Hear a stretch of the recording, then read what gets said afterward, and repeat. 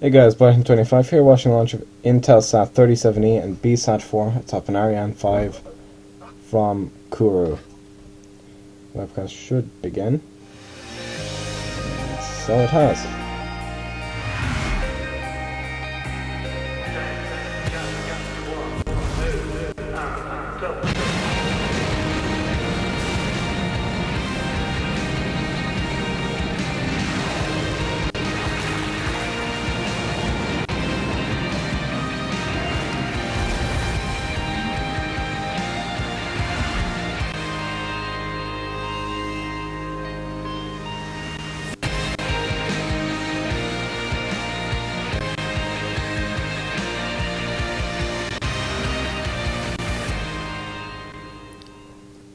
Greetings to all of our friends around the world, and welcome once again to Kourou, the home of the Arianespace family, for tonight's broadcast of Arianespace flight number 239.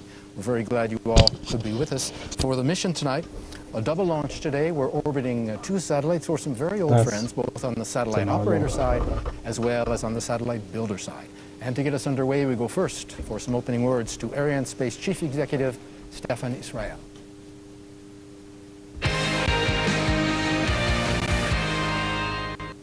Dear customers and partners, ladies and gentlemen, Arianespace is delighted to welcome you from the CSG for this new Ariane-5 mission, the fifth of the year with our heavyweight vehicle.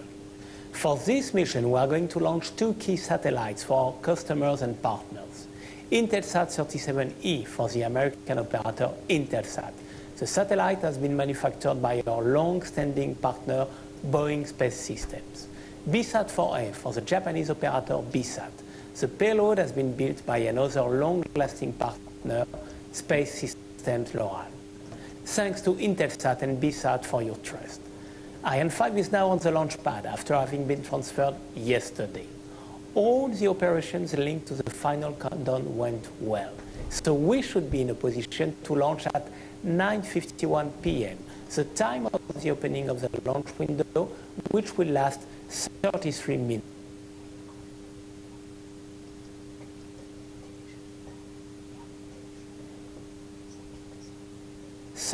minutes. The overall performance to GTO required for this launch is 10 tons, 838 kilo. As you know, the liftoff occurs 7 seconds after the H0 at the ignition of the boosters. Ariane-5 will then head towards the east to separate the satellites on an elliptical orbit inclined at 6 degrees with respect to the equatorial plane. The perigee altitude will be 250 kilometers and the apogee altitude would be 35,706 kilometers. Intelsat-37e will separate first, 29 minutes and 50 seconds after liftoff. Bsat-4e will then separate 17 minutes and 25 seconds later. Our launch is imminent. Go Ariane-5, go Intelsat-37e and Bsat-4e, and of course, enjoy the show. Stefan saying 9:51 p.m. He, of course, meant universal time. Local time, 6:51 p.m. or 18:51 here in Kourou. No matter what clock you're using, we're coming up on under 12 minutes until liftoff. We're on time and we're on target for the launch. Our broadcast coming to you live, as always, from the Jupiter Mission Control building, which is the nerve center and the heart of the space base here. All the action about to get underway, so we hope you'll get settled and enjoy the ride. The green status panels you're going to see in a moment are a real-time summary of the different launch services provided by the base. We check them from time to time during the first part of the mission before lifting off, and everything is green, as you saw, as it should be. Ariane-5, as you know, the reliable workhorse vehicle and the senior member of the Ariane family, designed for heavier satellites and, like tonight's, for double launches. She first flew in 1996, and since she has become the standard bearer of Europe's space efforts. If you're not familiar with the Ariane-5 vehicle, there are two versions of her. This one we're using tonight stands 54 meters tall and is in two parts. They call them composites, an upper composite and a lower one. The lower one, including the main stage and the two boosters, and the upper composite consisting of the 2 satellites and the vehicle equipment bay, and the upper stage flies on a single engine. We'll be describing each of those in turn as it's functioning, and you can follow along. The 2 satellites, Intelsat in the upper berth is the heaviest, will be separated first. This is usually, not always, but usually the case. And Bsat in the lower position due to be separated at plus 47 minutes and 14 seconds. Countdown proceeding smoothly. 10 minutes to go till liftoff, Intelsat-37e and Bsat-4a. Countdown, by the way, take a minute to mention it, is not just a simple 3, 2, 1 blast off like you might think. Here in Jupiter, an enormous amount of information is flowing in from all points across the base, like the green status panels we just saw. And the teams in the Launch Control Center, where we'll go in a moment, are carrying out also an enormous amount of operations under rather difficult conditions and keeping to a very tight schedule. All that going on right now. We want to show some of the key players who make the mission happen. The Ariane High Command, called the Flight Desk, heading up the team Luce Fabregat you saw, with her Roland Lager, the Chief Technical Officer. These people will make the call should anything unexpected come up. You might see them on the phones. We want to go to a brief presentation of the mission, some things to watch for.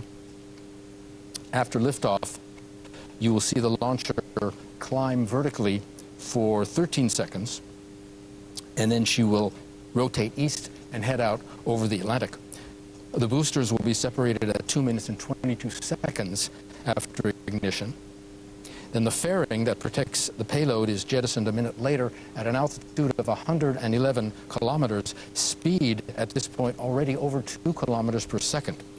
At plus 9 minutes, the main stage is separated and splashes down into the Atlantic off the coast of Africa, and the upper stage takes over, powering the vehicle to the point where she can separate the satellites. She has reached her maximum speed, 9.3 kilometers per second.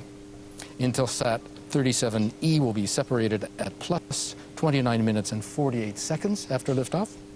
Then the Silda, which is the structure that allows us to carry a second passenger, is released, and the composite is then spun up to the position demanded by Bsat. And finally, Bsat-4a will be separated in its turn at plus 47 minutes after liftoff.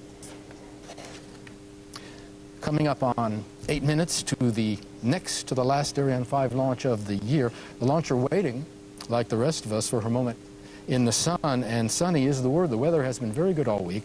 No rain, no high altitude winds, nothing that can really stop us. We should have a fine launch with very good visibility. In fact, such good visibility that we're counting on the people watching on the beaches and on the ground will be able to see the booster separation unaided, and maybe even fairing separation, which doesn't happen every day. Launch window tonight, 33 minutes. Total mission time, 47 minutes. Pretty standard figures for an Ariane flight. 2 other people you'll be seeing today, the dramatis personae. The mission director, Didier Saïd, working alongside the range operations manager, also called the DDO, Fleur Lefebvre, tonight. You'll be hearing her a lot. The DDO calls out all the key announcements on the major milestones before and during the flight, and she will shortly call out... À tous de DDO, attention pour la séquence finale lanceur.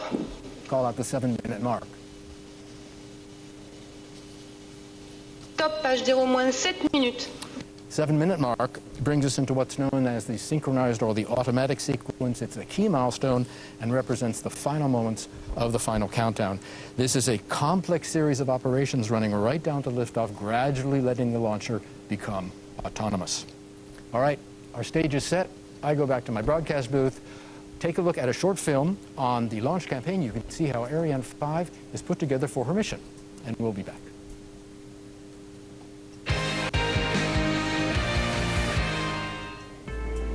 The final phase of the launch campaign, which started on 18th of July, is the structural integration of the launcher, followed by the electrical and pneumatic checkout on the launcher integration building.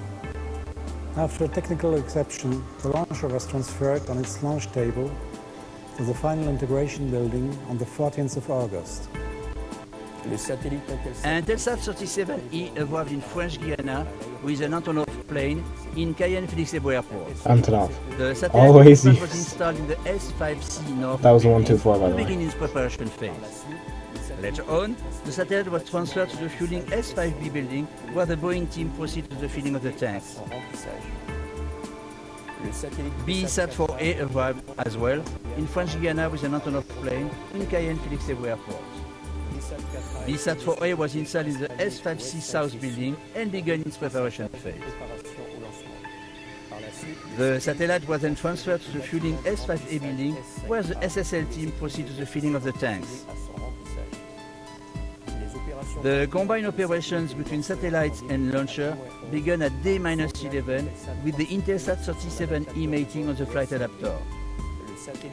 Then transferred to the final assembly building, the satellite was integrated on top of the CILDA and encapsulated by the fairing and Atlas mated on the upper part of the launch vehicle.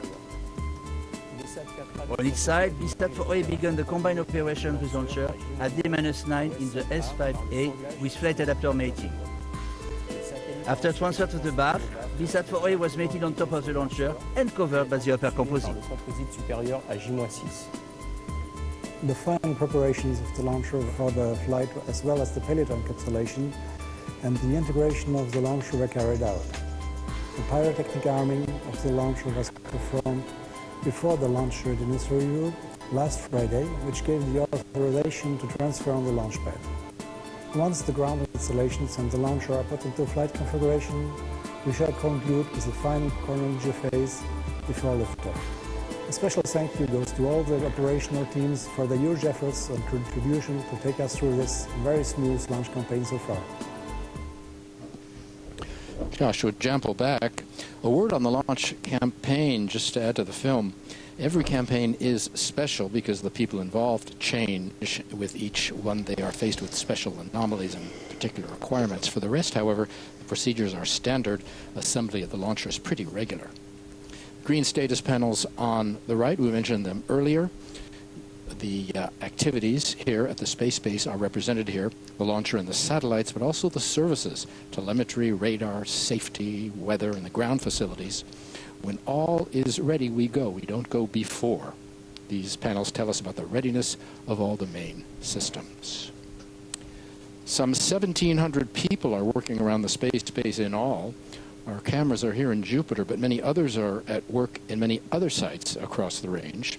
Another busy place is the launch zone, where the launch management teams are at work under direction of the launch operations manager, Klaus Zell, you just saw.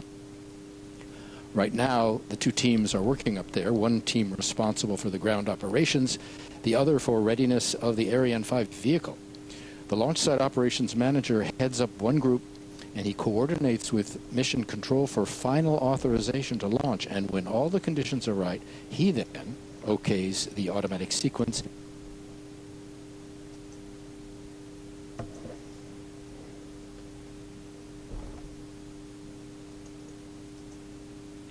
So I guess I'm trying to get better quality footage for the launch itself.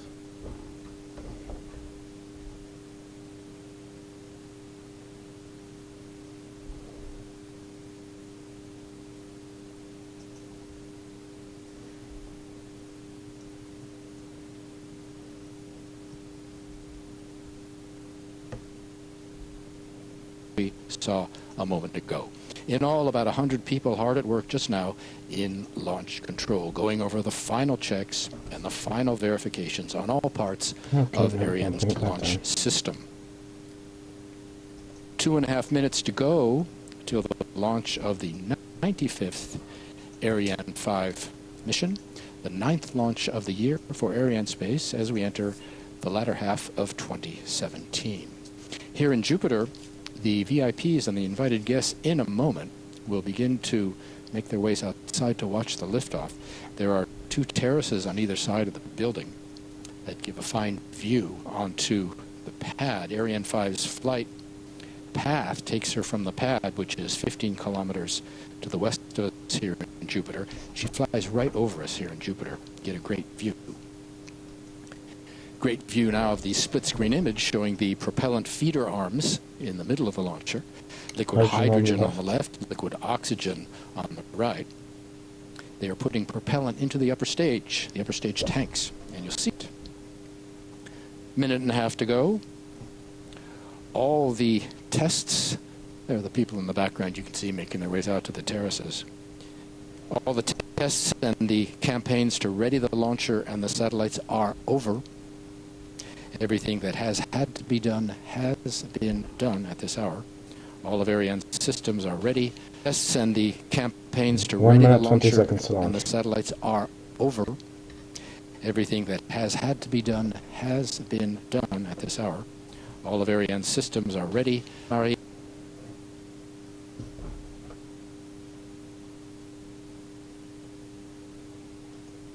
know what? 4, Okay. 3, 2, 1, top. Well, we just skipped about a minute. Ignition of the Vulcan. Or Allumage Vulcan. Probably some broadcast line or something. Allumage Vulcain. À tous de DDO, tir avorté. Oh, this is new! They ignited the Vulcan and shut it back down again. Well, I mean, it's pretty safe to say this thing ain't getting off the ground today, but damn it, you're seeing this because this is not something that happens often. Oh, so that's a lot of birds now. Could that be what? Well, you saw the launcher That's interesting. did not leave the pad. I've seen, this is the third one of these I've seen. Tir avorté, That's abort. which I means presume. an aborted launch. So it would appear that we have an aborted launch. The launcher and the 2 passengers are safe on board, however, not to worry. Yeah, because the solid propellant didn't ignite, that means this is fine. Teams at the Launch Control Center and all around the base are going to start looking into the problem and see what to do about it, see if we can launch tonight or if we can take another stab at another date.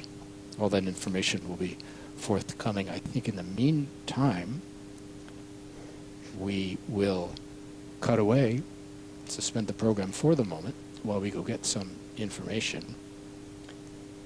If you just joined us, we went all the way down to H0, T0,